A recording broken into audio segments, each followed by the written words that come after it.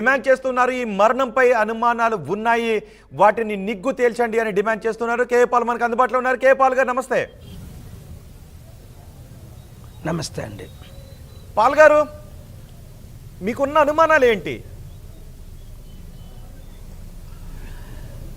ఇది నేను రాజమండ్రి చేరుకున్నంత వరకు సుప్రీంకోర్టు నుంచి ఏపీ హైకోర్టుకు వచ్చేటప్పుడు ఈ విషయం తెలియగానే ఢిల్లీలోనే నేను వీడియో రిలీజ్ చేశాను ముందు సామంగా. ఆ వీడియో మీ మీడియా వారందరూ బ్రాడ్కాస్ట్ చేశారు. అందులో చనిపోయింది రాత్రి 11:30కి అయితే మరుసటి రోజు దాదాపు 24 గంటలు ఎఫ్ఐఆర్ఏ చేయలేదు. ఏమనంటే ఫ్యామిలీ మెంబర్స్ రాలేదు అంటారు. అక్కడ ఈ అనుమానాస్పద మృతిలో ఫ్యామిలీ మెంబర్స్ కంప్లైంట్ ఇవ్వవసరం లేదండి. అవును, అక్కడ ఏ ఒక్కరు కంప్లైంట్ ఇచ్చినా ఎఫ్ఐఆర్ చేయాలి. అది ఫస్ట్ వాళ్ళ ఫెయిల్యూరు. రెండోది, అక్కడున్న క్రైమ్ సీన్ అసిస్టెంటే ఒక ఛానల్లో వీడియో చేశారు. అది నేను చూశాను. ప్రాణహాని ఉందని రిపోర్ట్ చేసినా ఎవరు పట్టించుకోలేదు. ఈ మధ్యని దాడులు ఎక్కువైపోయిన సంగతి 2 తెలుగు రాష్ట్రాల్లో మీకు తెలుసు. చర్చిల మీద దాడులు. నేనెవరిని ఒక గ్లోబల్ పీస్ ప్రెసిడెంట్గా 4 years బ్యాక్ కత్తి మహేష్ రాముడు కరోనా ప్రియుడని ఒక క్రిస్టియన్ అంటే అంజనీ కుమార్ గారు కమిషనర్ ఆఫ్ పోలీస్ కాల్ చేస్తే ఆయన అరెస్ట్ చేయాలండి, మీరు సపోర్ట్ ఇవ్వాలండి అని మీడియా చేయమంటే చేశాను. ఎందుకు? అంజనీ కుమార్ గారు ఒక పీస్ అంబాసిడర్గా నాకు పరిచయం 25 years నుంచి 30 years నుంచి. ఒక మంచి పోలీస్ డీజీపీ ఆయన అవినీతి చేయరు. ఒక క్రిస్టియన్ రాముడిని తిట్టినప్పుడు, రాముడు కరోనా పీరియడ్ అన్నప్పుడు ఒక మాట అన్నందుకు ఆయన్ని నేను అరెస్ట్ చేయించానే. ఒక పాస్టర్ టెర్రీ జోన్స్ నేను ఖురాన్ బర్నింగ్ చేస్తానన్నప్పుడు 2011లో అది కాదు పాల్ గారు, ఆయన్ని నేను తప్పించి అరెస్ట్ చేయించానే. మరి ప్రవీణ్ పగడాల హత్య జరిగిందని 1000 మంది చెప్పినప్పుడు ఇప్పుడు మీ ఛానల్ లైవ్ ఇచ్చింది. 22 ప్రశ్నలు అని అడిగాను. కరెక్ట్, అడిగాం. ఆ 22 ప్రశ్నలు మీరు మరలా రిపీట్ చేయండి ఒక 5 నిమిషాల్లో. ఆ 22 ప్రశ్నలకు పాల్ గారు జవాబు రాక అసిస్టెంటే ఒక ఛానల్లో వీడియో చేశారు. అది నేను చూశాను. ప్రాణహాని ఉందని రిపోర్ట్ చేసినా ఎవరు పట్టించుకోలేదు.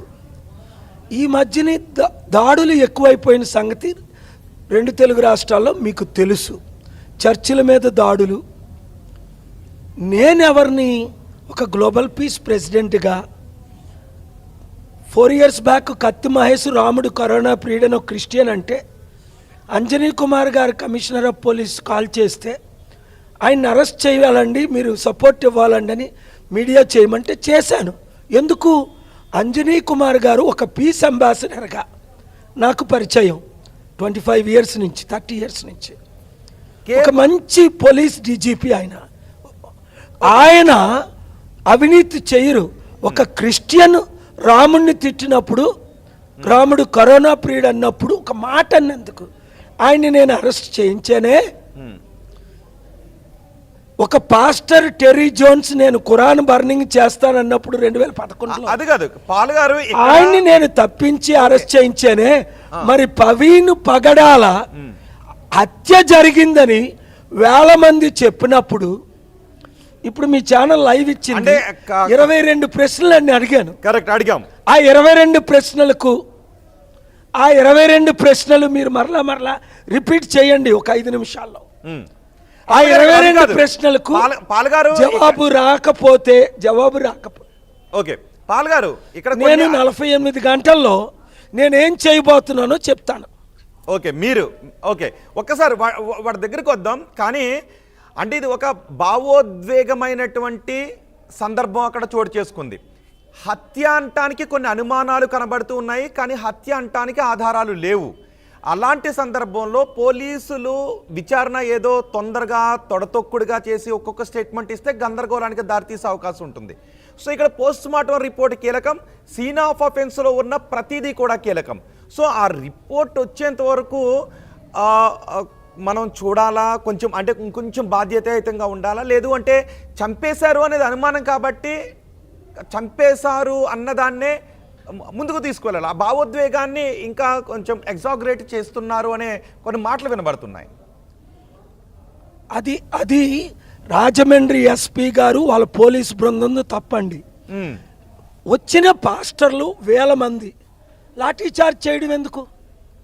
కరెక్ట్, ఓకే, దానికి జవాబు చెప్పండి మీరు. అవును, నువ్వు బందోబస్తు చేయి. పోస్ట్ మార్టం రిపోర్టు ఇంతవరకు ఆలస్యం చేయడం ప్రిలిమినరీ పోస్ట్ మార్టం. నేను బాడీని చూశాను, కత్తిపోట్లు, కర్రపోట్లు, కర్రతో కొట్టినా గాయాలు పడతాయి. ఇలాగా ఒక 10 స్పాట్లు. ఆ ఫోటో రిలీజ్ చేయమండి ఫేస్ది. కాదు కేపాల్ గారు చాలా కీలకం. కేపాల్ గారు ఇప్పుడు మీరు మాట్లాడింది చాలా కీలకం. కేపాల్ గారు ఇప్పుడు మీరు మాట్లాడింది చాలా కీలకం. ఆయన ముఖంపై రక్తపు మరకలు ఉన్నాయి, ముఖం అంతా కూడా రక్తపు మడుగులో ఉంది, పెదాలు వాచిపోయినాయి. నిజంగా చూస్తూ ఉంటే మామూలు సామాన్యులు ఎవరికైనా ఎవరు కొట్టి చంపారనే అనుమానమే వ్యక్తమవుతుంది. కానీ మీరు చూశారు కాబట్టి అంటే ముఖం మీద కత్తిపోట్లు ఉన్నాయండి. ఇదిగోండి 1, 2, 3 ఇక్కడ గాయాలు 4. ఇవి యాక్సిడెంట్ అయితే నేను కొన్ని వందల యాక్సిడెంట్లు చూశాను.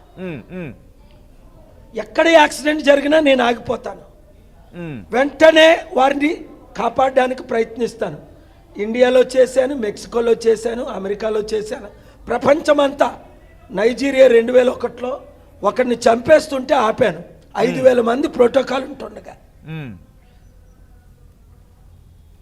ఆపి ఆయనకి న్యాయం చేసి ఆయన్ని కాపాడాను, రక్షించాను, ట్రీట్మెంట్ చేయించాను.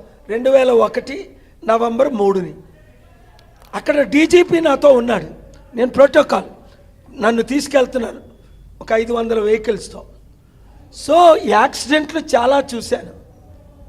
ఆ నైజీరియాలో జరిగినట్టే కొడుతున్నారు ఆయన్ని. ఆ తర్వాత ఆయన రక్షించాను, కాపాడాను, ట్రైనింగ్ సెంటర్కి పంపాను.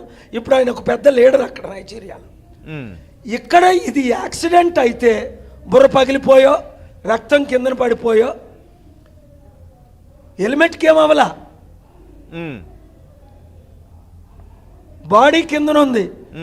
ఎక్కడైనా బాడీ పైన వెహికల్ ఉంటుందా? ఇది పోలీసులు తీసిన పిక్చర్. అది చాలా బాడీ కింద వెహికల్ పైన ఉంటుందా? అవునవును. ఇది ఎక్కడండి?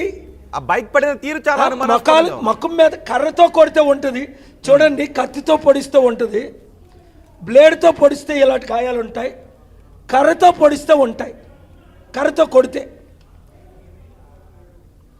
కానీ యాక్సిడెంట్ అయితే ఇక్కడ ఇక్కడ ఇక్కడ ఇక్కడ ఇక్కడ గాయాలుండి, బైకు ఆయన మీద ఉండి, 1 కాదు 22 ప్రశ్నలు వేసాను, మీరు వినండి.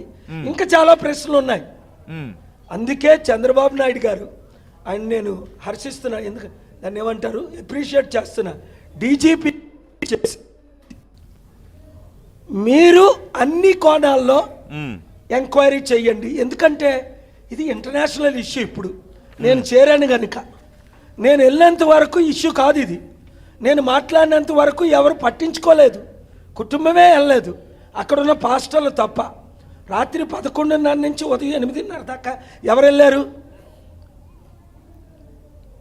ఎందుకు వెళ్ళలేదు?